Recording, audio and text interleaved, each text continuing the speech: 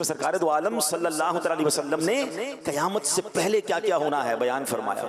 सहाबी रसूल हजरत अबू मूसा अशअरी रदियल्लाहु तआला अन्हु से रिवायत है, रसूल अकरम नूरे मुजस्सम सल्लल्लाहु अलैहि वसल्लम ने फरमाया, क़यामत से पहले फितने यूं उठेंगे जैसे रात में तारीकी छा जाती है। उस वक्त आदमी सुबह को मोमिन मगर शाम को काफिर होगा, शाम को मोमिन और सुबह को काफिर होगा। इस दौर में बैठा शख्स खड़े हुए से, खड़ा हुआ चलने वाले से, और चलने वाला दौड़ने वाले से बेहतर होगा। यानी प्यारे इस्लामी भाइयों, बताया कि एक निशानी यह है कि फितनों की कसरत होगी, इतनी कसरत होगी, अल्लाह अकबर। अब ये निशानी कैसे नजर आ रही है?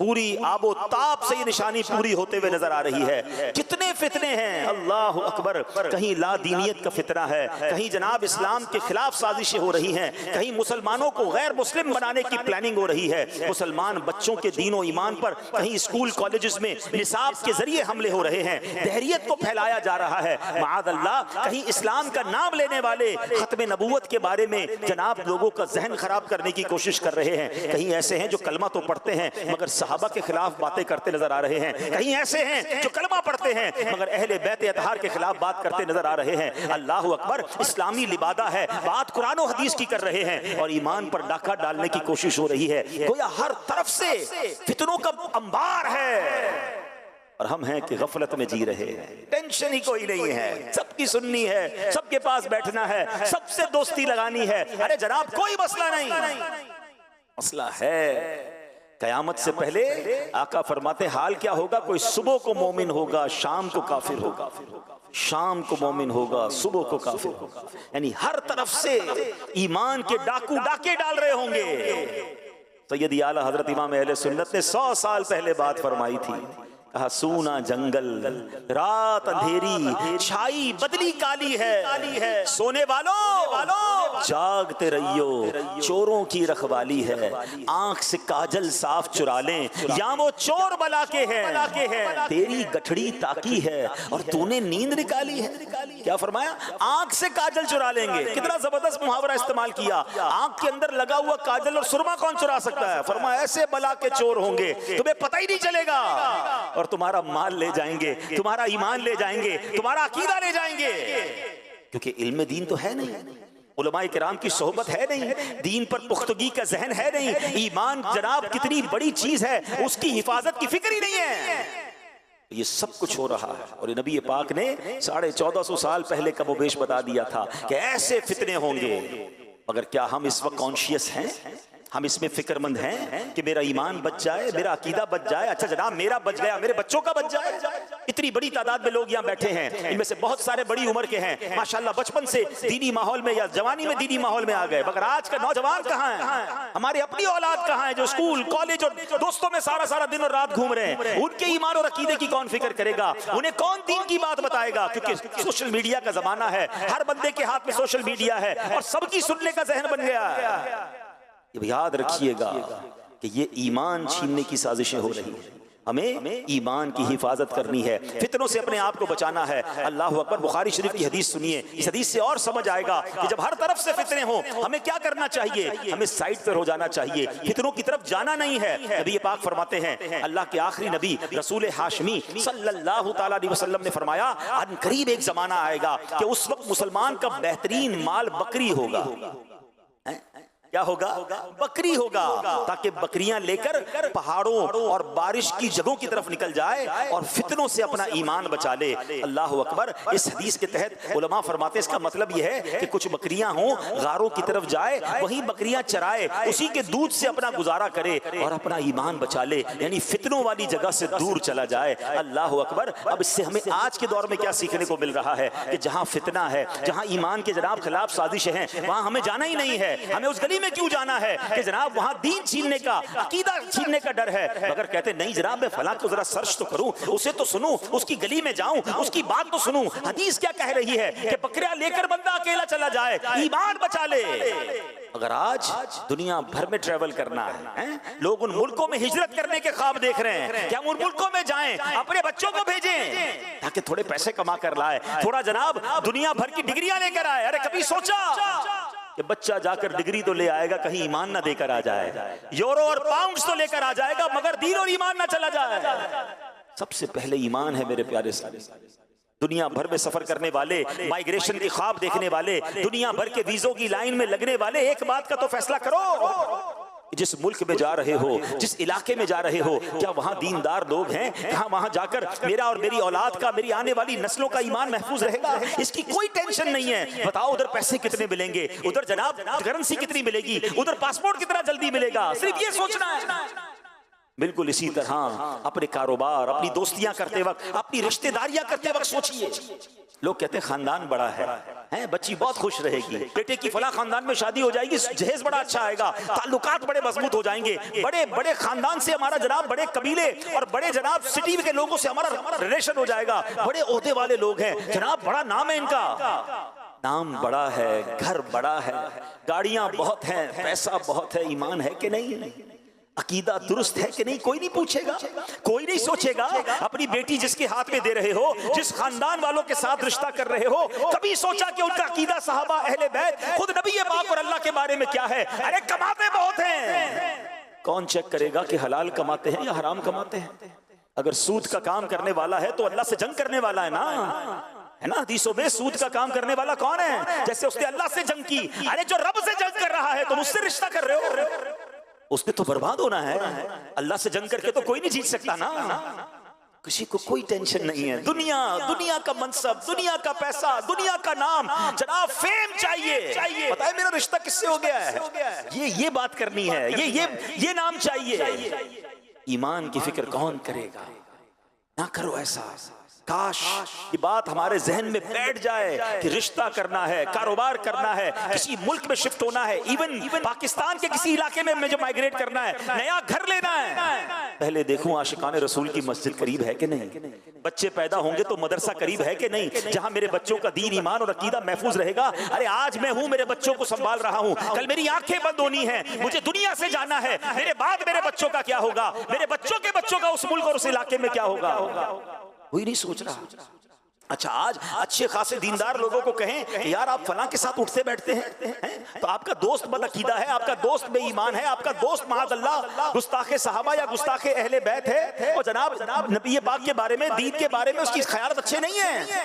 तो लोग कहते हैं जनाब उसका अपना अकीदा, मेरा अपना अकीदा, मैं तो सिर्फ दोस्ती करता हूँ, हम साथ खाते पीते हैं, हमारा कारोबार है, हमारा उठना बैठना है।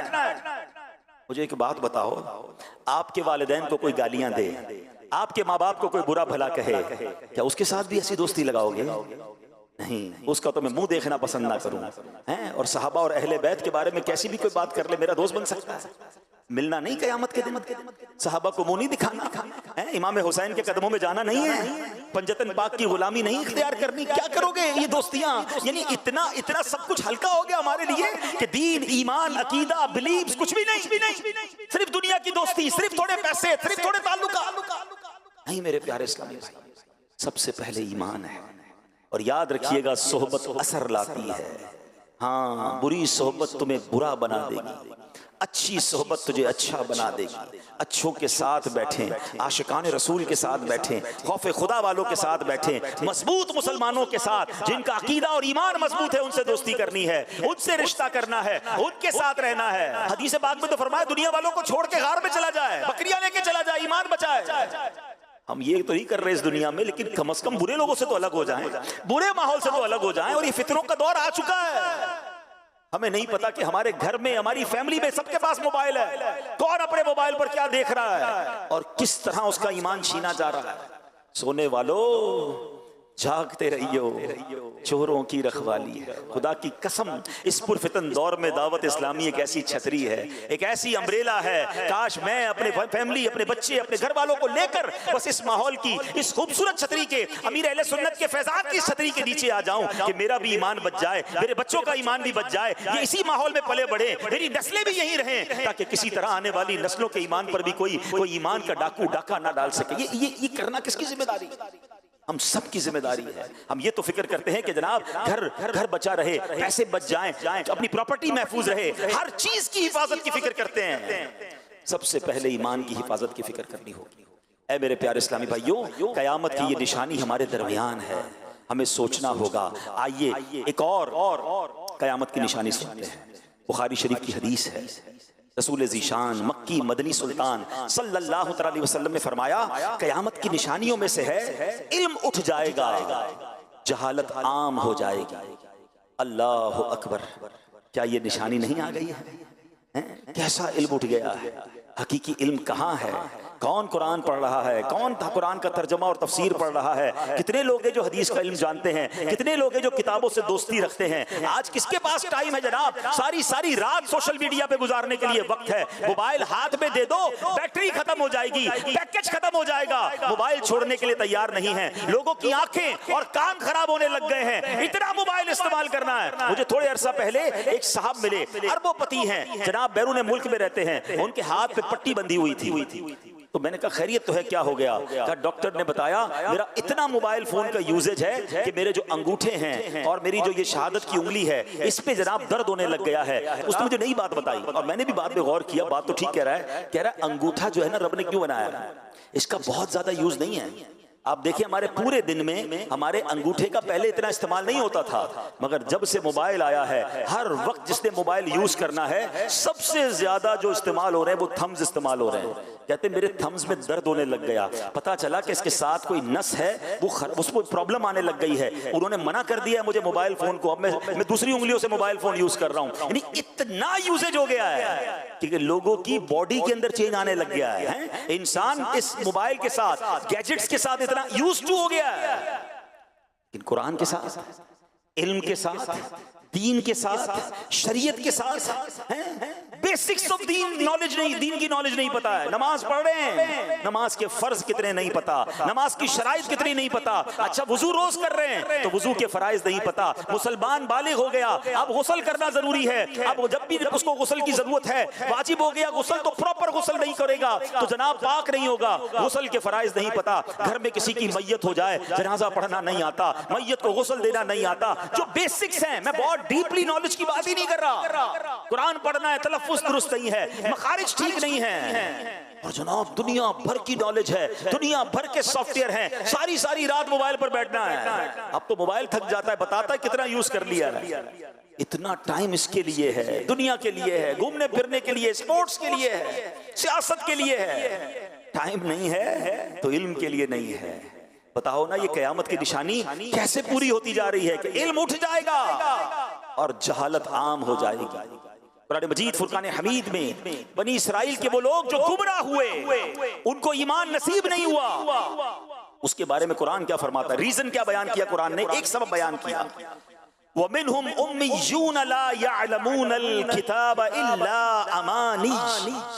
आसान तर्जुमा कुरान कंजुल इरफान। और उनमें कुछ अनपढ़ हैं जो किताब को नहीं जानते मगर जबानी पढ़ लेना या कुछ अपनी मन घड़त, यानी पता चला किताब से जाहिल होना, मसलन कुरान करीम न सीखना, हदीस न सीखना, आशिकाने रसूल उलमाए किराम की किताबों की बजाय बस सुनी सुनाई बातों पर चलते रहना, इसी को इल्म व तहकीक का मयार बना लेना, ये भी एक तरह की जहालत है जो गुमराही का सबब बन जाती है। अल्लाह अकबर। आज ये बात आम है, दीन सारे का सारा अरबी जबान में है, मगर हालत ये है अरबी की एक अलिफ भी नहीं आती। कुरान करीम जो अरबी जबान में है, हदीसें जो अरबी जबान में है, पढ़नी नहीं आती। लोग बस जनाब सोशल मीडिया पर लगे हुए हैं। अब तो जनाब ये आलम है कि किसी को किताब पढ़कर रेफरेंस के साथ हदीस बताओ कि जनाब इस रेफरेंस के साथ ये हदीस है, कहता है मैं गूगल पर जाकर सर्च करूंगा, मैं पहले जाकर वहां जाकर सर्च करूंगा। अरे जनाब बताओ ये सॉफ्टवेयर बनाने वाले कौन हैं? क्या ये मुसलमान हैं? बहुत सारे ऐसे सॉफ्टवेयर हैं जहां इस्लाम की मालूमात लो तो गलत लोगों की किताबें, बेदीन लोगों की किताबें, माअल्लाह कुरान पाक तहरीफ शुदा कुरान में चेंज करके वो डाले गए सोशल मीडिया पे, ताकि आज का नौजवान कुरान सर्च करे तो कुछ और नजर आ जाए। अल्लाह अकबर। ये भी ख्याल नहीं है कि सर्च भी करना है तो जनाब कौन सी ऐसी वेबसाइट्स हैं, कौन से ऐसे सोशल मीडिया प्लेटफॉर्म्स हैं जहां मुझे ऑथेंटिक और सेहतमंद और बिल्कुल मुस्तनद मवाद मिलेगा, जहां से मुझे आशिकान रसूल उलमा की किताबें पढ़ने को मिलेंगी। नहीं जनाब, जो सर्च करके गूगल ने बता दिया, जो सर्च करके मसला मिल गया। अब पता चला कि मुफ्ती साहब से नहीं पूछना है, इंटरनेट से पूछना है कि बताओ आज मैंने नमाज में क्या पढ़ना है, बताओ मेरे साथ ये मामला हो गया है, और जो जवाब आ गया गया उस पर अमल करना है। अल्लाह अकबर, इतना दीन सस्ता कर दिया, इस तरह दीन के साथ हम क्यों कर रहे हैं? नहीं मेरे प्यारे इस्लामी भाइयों, हमने कुरान सुना कि बनी इसराइल के जो लोग गुमराह हुए उनकी एक वजह यह थी कि उनके पास किताब का इल्म नहीं था, अनपढ़ थे, और जनाब उन्होंने सुनी सुनाई बातों को और जहालत की बातों को आगे बढ़ाया। हमें मुस्तनद उलमा से मरबूत होना है, हमें तिलावत कुरान करनी है, हमने हदीसें पढ़नी है, हमने कुछ न कुछ अपने आप को इल्म दीन की तरफ लाना है। कयामत की इस निशानी से जो हर तरफ फैलती जा रही है, हमने ये सबक लेना है कि हमने जाहिलों में से नहीं बल्कि इल्म दोस्त लोगों में से होना है। आजकल लोग एक जुमला कहा करते हैं कि जनाब फैमिली में एक डॉक्टर होना चाहिए, खानदान में एक वकील होना चाहिए। सच बताऊं, फैमिली में एक आलिम दीन होना चाहिए। हाँ, खुश नसीब है वो फैमिली, खुदा की कसम खुश नसीब है वो बाप जिसका बेटा आलिम है, जिसकी बेटी आलिमा है। खुश नसीब है वो बाप जिसके घर में कोई एक हाफिज कुरान है।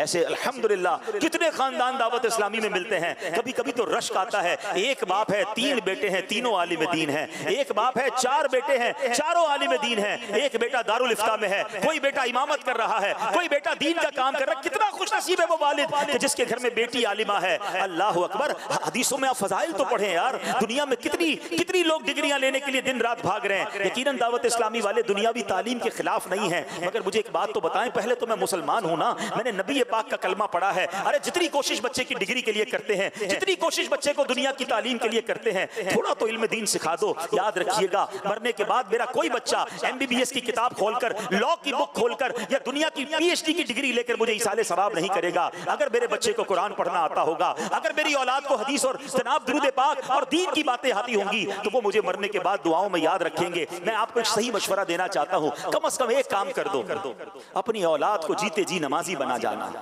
खुश नसीब है वो वालिदैन जिसके बच्चे नमाजी हैं। बाद में आपके बच्चे बेशक अलग से आपके लिए दुआ करें ना करें, अगर मेरा बेटा नमाजी है, मेरी बेटी नमाजी है, सुनो, जब वो नमाज पढ़ेंगे ना, वुजू के आलम में किबला रू होकर अल्लाह की बारगाह में अत्तहियात में बैठकर रोजाना फजर में मेरे लिए दुआ करेंगे, रब्बना ग़फ़िरली वली वालिदैया वलिल मुअमिनीना यौम यक़ूमुल हिसाब। जब ज़ोहर की नमाज पढ़ेंगे, कितनी बार कायदा अखीरा में बैठेंगे, फिर मेरे किबला रू बैठेंगे, फिर बावुजू होंगे, मेरा बेटा मेरे लिए दुआ कर रहा होगा, अल्लाह मेरे मरहूम वालिद को बख्श दे। जब वो असर पड़ेगा दुआ करेगा, मगरिब पढ़ेंगे दुआ करेंगे, इशा पढ़ेंगे, जितनी रकतों में कायदा आखिरा करेंगे, हर बार वालिदैन के लिए दुआ हो रही है। अरे इससे बढ़कर बाप को क्या चाहिए, इससे बढ़कर माँ को क्या चाहिए कि बच्चा नमाजें पढ़ी जा रहा है और कब्र में उसके लिए सवाब के तोहफे पहुंच रहे हैं कि तेरा बेटा तेरे लिए दुआ कर रहा है, तेरी बेटी दुआ कर रही है। नहीं नहीं, आज हमें नमाजों की कहाँ फिक्र है। अरे माँ बाप खुद नमाज नहीं पढ़ रहे, उनको क्या फिक्र कि फजर की नमाज बच्चों ने पढ़ी के नहीं, जोहर पढ़ी के नहीं, असर पढ़ी के नहीं, जनाब पैसे कितने लाया, डिग्री कौन सी हासिल की।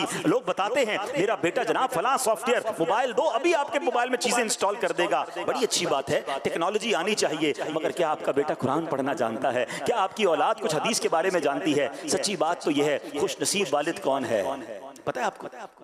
वालिद का हक है कि मरने के बाद उसका जनाजा उसका बेटा पढ़ाए। कितना खुश नसीब होगा वो वालिद कि उसका जनाजा हो और उसका बेटा उसका जनाजा पढ़ाए। आता हो ना पढ़ाने, उस काबिल हो कि वो जनाजा पढ़ाए, वालिद को कांदा दे, सुन्नत के मुताबिक कब्र में उतारे। माँ का इंतकाल हो तो बेटी उसे गुस्ल दे। बताइए, ऐसी औलाद कर ली तैयार हम कि हमारे जाने के बाद हमारी औलाद हमारा जनाजा पढ़ा सके, हमारी औलाद हमें कब्र में उतार सके, हमारी औलाद हमें इसाले सवाब कर सके।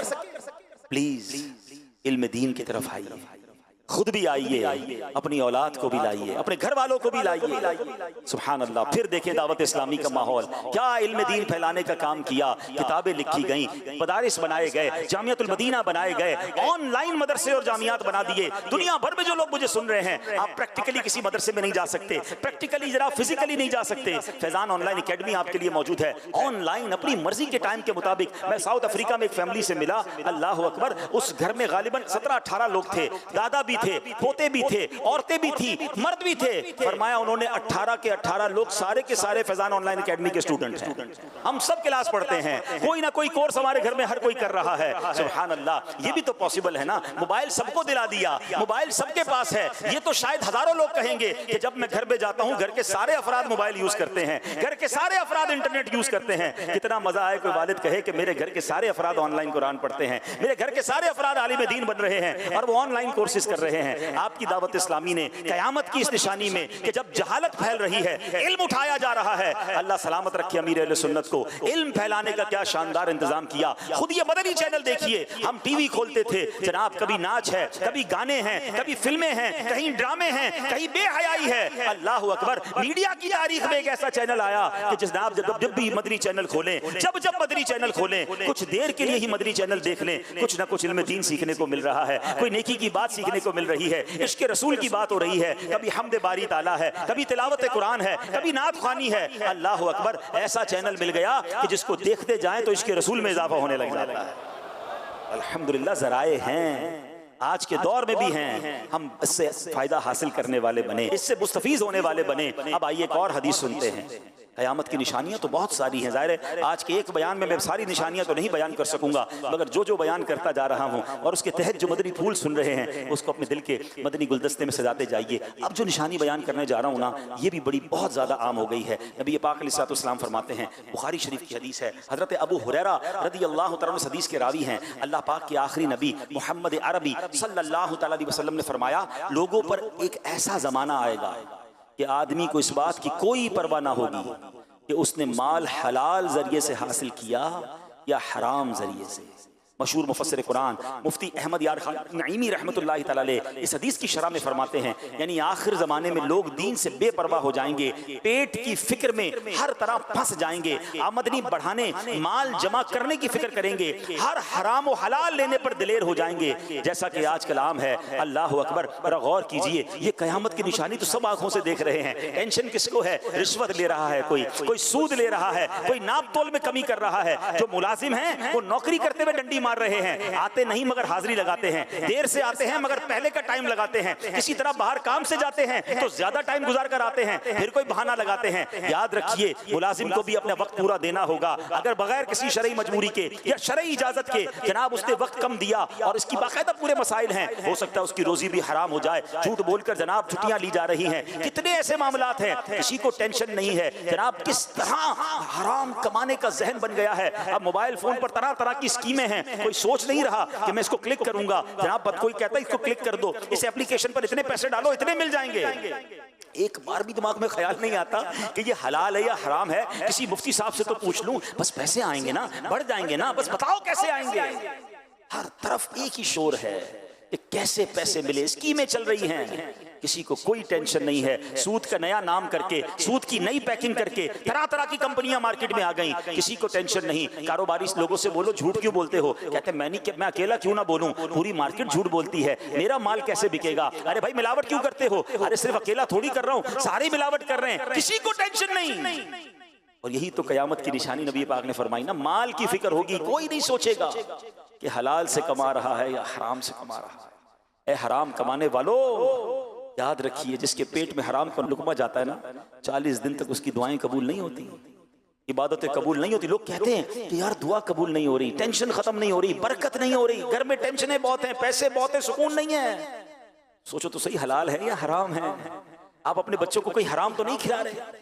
एक बार हज़रत मूसा अला नबीना वालेकुम ने एक शख्स को देखा, रो रो कर अल्लाह की बारगाह में दुआ कर रहा था, या अल्लाह या अल्लाह या अल्लाह पुकार रहा था रब। हज़रत मूसा तो कलीमुल्लाह, अल्लाह की बारगाह में अर्ज की, या अल्लाह इसकी दुआ कबूल कर ले, इतना रो रहा है। इरशाद बारी हुआ, ए मूसा ये इतना रोए कि रोते रोते मर जाए, इतने हाथ उठाए कि इसके हाथ आसमान को छू जाए, मैंने इसकी दुआ कबूल नहीं करनी। अर्ज की मौला क्या वजह है, इतना रो रहा है, इसकी दुआ कबूल क्यों नहीं होगी? इरशाद हुआ, ए मूसा ये जो खाता है वो हराम है, ये जो पहनता है वो हराम है, कमा लो हराम। अगर अल्लाह ही नाराज हो गया तो क्या करेंगे इस पैसे का? शिफा तो रब ने देनी है ना। पैसे तुम्हारे पास हो और बीमारियां घर में हो, पैसा बहुत सारा हो, सुकून भी तो रब ने देना है, सुकून ही चला गया तो क्या करोगे? यही पैसा कब्र में आग बन गया तो क्या करोगे? शैतान दिमाग में ख्याल डालता है थोड़े हराम कमा लो, थोड़े झूठ बोलकर कमा लो, फिर सदका दे देंगे, खैरात कर लेंगे, गरीबों की मदद कर लेंगे। ये शैतान ने बड़ा खतरनाक मार खेला है। लोग समझते जनाब बराबर हो जाएगा, नहीं होगा बराबर। याद कर लो, अल्लाह पाक है और पाक माल ही कबूल फरमाता है, हराम का सदका कबूल नहीं। अल्लाह को हमारे सदकों की जरूरत थोड़ी है। लोग कहते हैं मैं गलत काम करता हूं मगर गरीबों की बड़ी मदद करता हूं। अल्लाह को कोई जरूरत नहीं है आपकी इस नेकी की। आप हराम कमा कर रब को नाराज कर रहे हैं, हलाल थोड़ा भी हो अल्लाह उसमें कैसी बरकत डालता है। आइए मैं आपको एक वाकया सुनाता हूँ। मुल्ला जीवन रहमतुल्लाहि तआला अलैह एक बड़े आलिम थे, मुगलिया सल्तनत के, अपने ज़माने के मुजद्दिद औरंगज़ेब आलमगीर के उस्ताद थे रहमतुल्लाहि तआला अलैह। एक मरतबा औरंगज़ेब आलमगीर ने अपने उस्ताद की घर पर दावत की, घर पर बुलाया, बड़ी इज्जत से पेश आए। बादशाह भी थे और उस्ताद साहब आए थे, यानी बादशाह के उस्ताद थे आप। मगर बादशाह ने 2 आने, तुवन्नी कहते थे उस जमाने में, तुवन्नी जो है मुल्ला जीवन को दे दी। हालांकि बादशाह तो बहुत सारा माल दे सकता था। तो अब उस जमाने में, अब आज के दौर में तो आने नहीं है, मतलब 1 रुपए में 16 आने थे, 1 रुपए के 16 आने बनते थे, उसमें से 2 आने दिए अपने उस्ताद साहब ने। कुछ नहीं कहा, चले गए। थोड़े अरसे बाद औरंगजेब को पता चला कि मुल्ला जीवन तो बड़े पैसे वाले हो गए, मालदार हो गए। हैरान हुआ कि उस्ताद साहब तो बड़े गरीब से थे और इतने पैसे कैसे आ गए, बड़ा मतलब उन्होंने नया घर भी बना लिया है, बड़े अमीर हो गए। तो मुल्ला जीवन के पास अब बादशाह खुद गए। तो मुल्ला जीवन कहते हैं कि आपने जो मुझे 2 आने दिए थे ना, उसमें अल्लाह ने बड़ी बरकत डाल दी, देखो मैं कितना अमीर हो गया। वो शागिर्द थे और बादशाह भी थे। कहते उस्ताद साहब मैं आपको बताऊं ये पैसे मैंने आपको कौन से वाले दिए?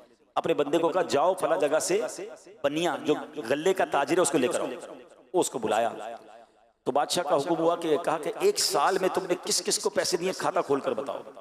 वो पैसे बताता रहा कि मैंने पूरे साल का हिसाब दिया। उसने कि फलां जगह इतने पैसे दिए, फलां बंदे को इतने दिए, फलां से इतने लिए। करते करते उसके रजिस्टर में एक पेज आया, वो कहता है कि 2 आने मैंने किसी को दिए। का किसको दिए बताओ? का बंदे का नाम नहीं पता, एक नामालूम बंदा था। उसका वाकया सुनाओ, कौन है वो? तो कहता है बादशाह सलामत, मसला यह है कि एक बार मेरे घर की छत टपकने लगी, शदीद बारिश थी, रात का वक्त था, मैं बड़ा परेशान था। तो अचानक एक बंदा मेरे घर के करीब से गुजरा, मुझे लगा मजदूर है। मैंने कहा भाई मेरे छत की मरम्मत करोगे? बारिश बरस रही है, अंधेरी रात है। वो बंदा छत पे चढ़ गया, मेरी पूरी छत की उसने मरम्मत कर दी। पैसे मेरे पास थे नहीं, पैसे दुकान पर तो थे, उस वक्त नहीं थे।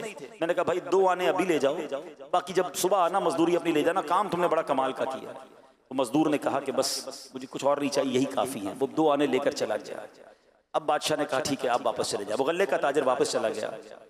अब औरंगजेब आलमगीर अपने उस्ताद से कहते हैं कि हुजूर पैसे तो बड़े थे मेरे पास, आप मेरे घर आए थे, मैं बहुत सारे पैसे आपको दे सकता था, मगर इस 2 आने की जो मजदूरी की थी ना वो मैंने ही की थी। मैं एक दिन रात को गुजरा था, मैंने देखा बंदा परेशान है, घर की छत टपक रही है, मैं छत पर चढ़ गया, इसकी छत बना दी। और जब उसने मुझे ऑफर की तो मैंने 2 आने ले लिए। उस्ताद साहब मुझे याद थे ये 2 आने सच्चे हलाल के हैं। मैंने कहा आप इतनी बड़ी हस्ती हैं, मैं अपने बादशाह वाले खजाने से आपको पैसे नहीं देना चाहता था, मैंने वो हलाल तैयब 2 आने आपको दे दिए। उस्ताद साहब ये जो 2 आने में आपको अल्लाह ने बरकत दी है ना, ये इतनी सारी इमारत, इतने सारे आपको जो पैसे मिल गए, ये हलाल रोजी के कमाए हुए थे। ऐ मेरे प्यारे इस्लामी भाइयों, पता ये चला थोड़े पैसे हों, हलाल से कमाने वाले हों, अल्लाह पाक उसमें भी बरकत डाल देता है। आप हलाल की तरफ तवज्जो दें। ये ना सोचे मार्केट क्या कर रही है, ये ना सोचे बाकी लोग क्या कर रहे हैं। लोग कहते हैं मैं हलाल कमाऊंगा तो आगे बढ़ ही नहीं सकूंगा। नहीं नहीं, बरकत हलाल ही में है। आप अपनी नीयत कर ले कि मैंने हराम रोजी की तरफ नहीं जाना, क्योंकि कयामत की निशानियों में से ये बताया गया कि बंदा इस बात की फिक्र खत्म कर देगा कि हलाल से आ रहे या हराम से आ रहे। पहले फिक्र पैदा करे। जरा सोचे ना, कुत्ता है ना, कुत्ता भी कभी कहीं जाता है ना, उसके अगर हड्डी पड़ी हो या गोश्त पड़ा हो या कोई भी खाने की चीज हो, कुत्ता भी खाने से पहले सूंघता है फिर खाता है। खराब हो तो कुत्ता भी नहीं खाता। यार हम तो मुसलमान हैं, इंसान हैं, हम कमाने से पहले पूछेंगे नहीं, सोचेंगे नहीं कि हलाल है या हराम, जिधर से भी आ जाए ले लेंगे। नहीं मेरे प्यारे इस्लामी भाई, एक और आखिरी जो है वो निशानी सुन लीजिए। नबी पाक अलैहिस्सलाम फरमाते हैं एक मरतबा जिब्रील अमीन अलैहिस्सलाम इंसानी शक्ल में बारगाह रिसालत में हाजिर हुए। आपने प्यारे आका अलैहिस्सलाम से चंद सवाल पूछे। नबी पाक अलैहिस्सलाम ने जवाब इरशाद फरमाया। उनमें से एक सवाल पूछा कि या रसूल अल्लाह, कयामत की चंद निशानियां बयान कीजिए।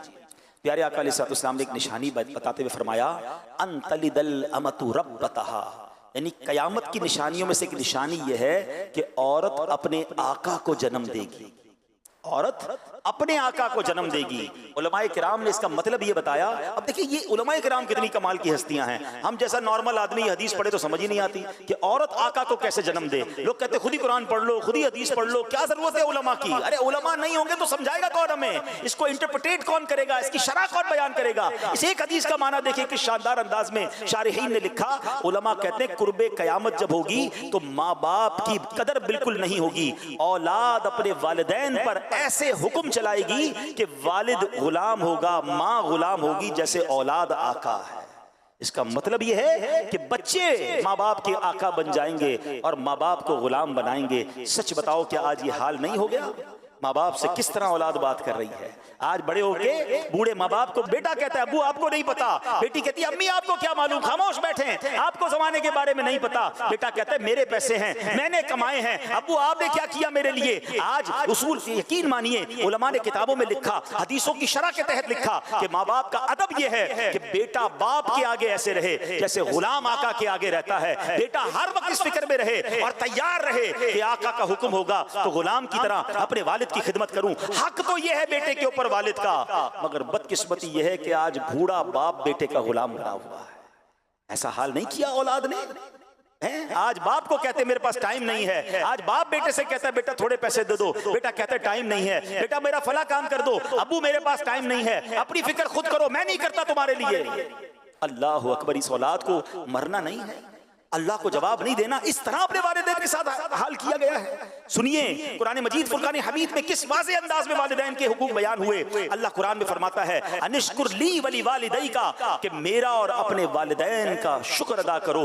अल्लाह ने अपना शुक्र अदा करने के साथ साथ वालिदैन का शुक्र अदा करने का फरमाया। एक मकाम पर इरशाद फरमाया वक़दा रब्बुका अल्ला तअबुदू इल्ला इय्याहु व बिल वालिदैनि इहसाना, और तुम्हारे रब ने हुक्म फरमाया कि उसके सिवा किसी की इबादत न करो और माँ बाप के साथ अच्छा सलूक करो। जरा गौर कीजिए मकाम कितना बुलंद है माँ बाप का। अल्लाह पाक ने हुक्म दिया ऐ बंदो मेरा शुक्र अदा करो, मेरी इबादत करो, साथ ही इसी हुक्म के साथ एक और हुक्म जोड़ दिया, फरमाया मेरे शुक्र के साथ वालिदैन का शुक्र भी अदा करो, मेरी इबादत के साथ साथ वालिदैन के साथ नेक सलूक करो। इससे मालूम हुआ जिस तरह अल्लाह पाक की इबादत से मुंह फेरना बड़ी महरूमी है, यूं ही वालिदैन की बेअदबी करना भी बहुत बड़ा गुनाह है। आला हजरत इमाम अहले सुन्नत तहरीर फरमाते हैं बाप की नाफरमानी अल्लाह जब्बार व कहार की नाफरमानी है, और बाप की नाराजी अल्लाह जब्बार व कहार की नाराजी है। आदमी माँ बाप को राजी तो वो उसके लिए जन्नत है, और नाराज करे तो वही उसके लिए दोजख है। जब तक बाप को राजी ना करेगा उनका कोई फर्ज, कोई नफल, कोई नेक अमल असलन यानी बिल्कुल मकबूल नहीं। अजाब आखिरत के अलावा दुनिया ही में जीते जी सख्त बला यानी शदीद आफत नाजिल होगी। मरते वक्त माज़ अल्लाह कलमा नसीब ना होने का खौफ है। ऐ मेरे प्यारे इस्लामी भाई गौर कीजिए आज क्या हाल है। आज माँ बाप के साथ जो बुरा सलूक कर रहे हैं, खुदा के वास्ते ऐसा ना करें, मारे जाएंगे, बर्बाद हो जाएंगे। एक जुमला याद कर लो, जिससे उसके माँ बाप राजी है ना उसको तरक्की से कामयाबी से कोई रोक नहीं सकता, जिसके उसके माँ बाप नाराज है ना उसको बर्बादी से कोई नहीं रोक सकता।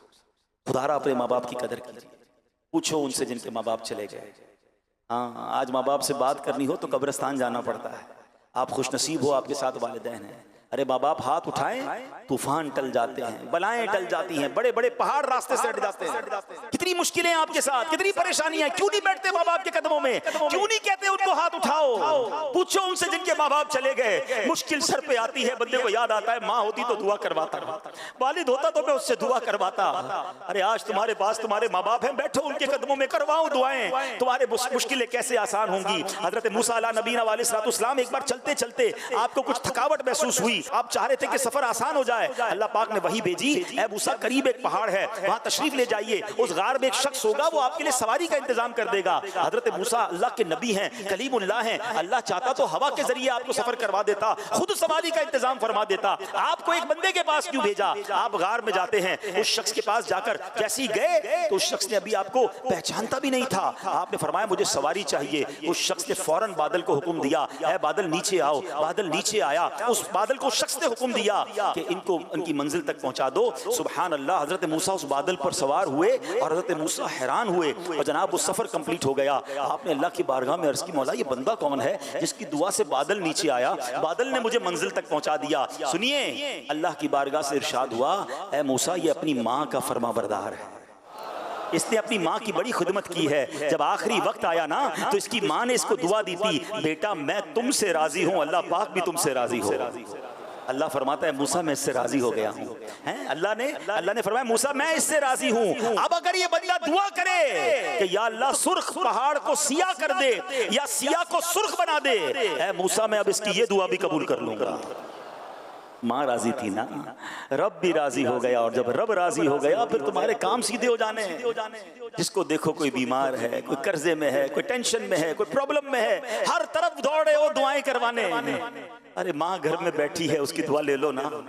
वालिद घर में है, जाओ ना उसके पास, पैर दबाइए उनके, उनकी खिदमत कीजिए, माफी पहले तो मांगिए उनसे। कितनी बुलंद आवाज में बातें की हैं, कितना झाड़ा है अपने माँ बाप को, कितना बुरा भला कहते हो। दोस्तों के लिए टाइम है, वालिद के लिए टाइम नहीं है। खुदा की कसम, सवाब का अंबार है तुम्हारे घर में। हदीस पाक के अल्फाज हैं, जो बेटा, जो औलाद अपने माँ बाप को मोहब्बत की निगाह से देखे, हदीस पाक का मजमून है, नबी पाक फरमाते हैं, जो औलाद अपने माँ बाप को मोहब्बत की निगाह से देखे, अल्लाह मकबूल हज का सवाब अता फरमाता है। अल्लाह अकबर। सहाबी रसूल ने पूछा, व इन नज़रा कुल्ला यौमिन मिअत मर्रतिन, या रसूल अल्लाह कोई 100 बार दिन में देख ले। अरे माँ बाप तो घर में है ना, जितनी बार चाहे देखें। अल्लाह अकबर। नबी पाक ने क्या फरमाया, अल्लाह अकबर व अतयब, अल्लाह बहुत बड़ा और पाक है, यानी कोई 100 बार देखे अल्लाह 100 हज का सवाब अता फरमाता।